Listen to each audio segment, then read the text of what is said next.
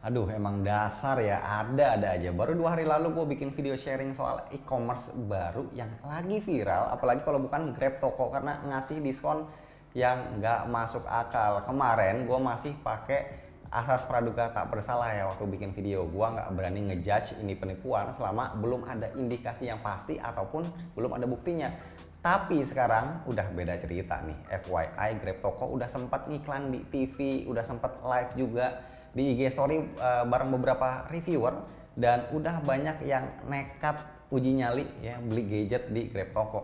Dan sekarang tanggal 6 Januari jam 11 pagi Grab Toko lewat IG resminya bikin story yang banget. Intinya mereka nginfoin kalau investor mereka ngebawa kabur duit alias melakukan penggelapan dana para konsumen yang udah pada masuk, dan pihak Grab Toko lagi ngelaporin kasus ini ke kepolisian, begitu katanya. Oke, ya bisa dibayangin lah, itu duit pasti udah lumayan ya kekumpul. Jangan-jangan udah bisa buat beli rumah di Pondok Indah. Soalnya gue perhatiin di beberapa postingan IG-nya aja itu nggak dikit yang laporan udah setor dana buat beli barang, termasuk gue pribadi. Tapi kalau gue sih ini cuma 137.000 doang. Kemarin ya iseng ngetes beli headset. Lah yang lain ada yang beli beberapa gadget sampai puluhan juta. Nah itu baru 1 orang. Gila sih, ini udah nyayur banget.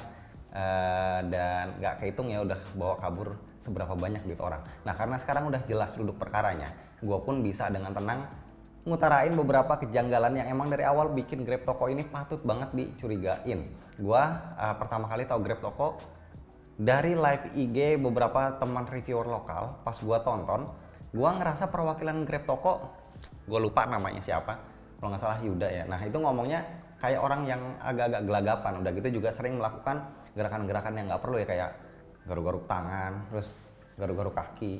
Nah intinya kayak orang grogi menutupi sesuatu.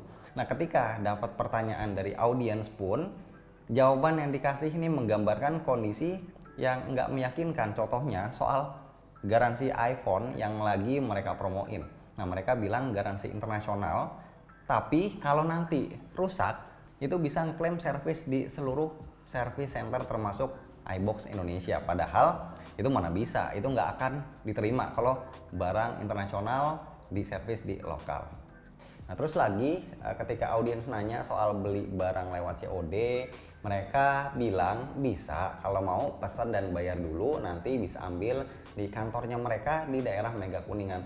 Lah ya kali, beli HP 1 biji di e-commerce terus barangnya bisa ambil langsung gitu di kantor mereka. Jadi udah kayak di toko kelontong ya. Kalau beneran e-commerce gede itu mana ada ya waktu buat ngurusin bayar satu-satu gitu, ngurusin mereka datang ke tokonya terus dikasih satu-satu barangnya. Dan yang namanya COD ya bayar di tempat, sekalian lihat terus baru ambil barangnya, nggak ada bayar duluan.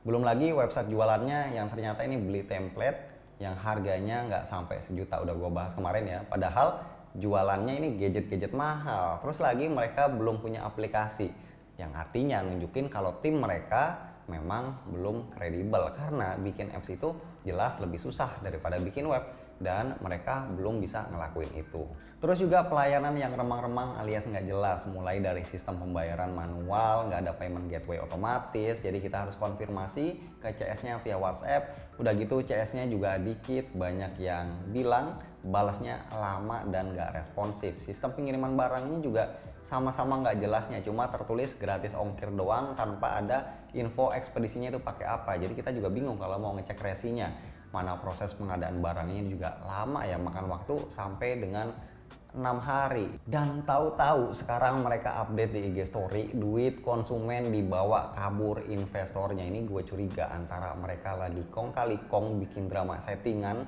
atau emang orang Grab tokonya yang terlalu lugu sampai-sampai beneran bisa ketipu. Abisnya dari awal juga nggak jelas ya struktur organisasinya, siapa yang punya, apa bener ada investornya apa enggak. Kalaupun ini kong kali kong alias settingan, ya mereka udah niat banget sih ya, udah sampai iklan di TV. Mungkin bisa jadi mereka udah perhitungin biaya iklan di TV itu berapa, terus kejar target deh dari duit konsumen buat nutupin biayanya, sekaligus buat ngambil untung juga.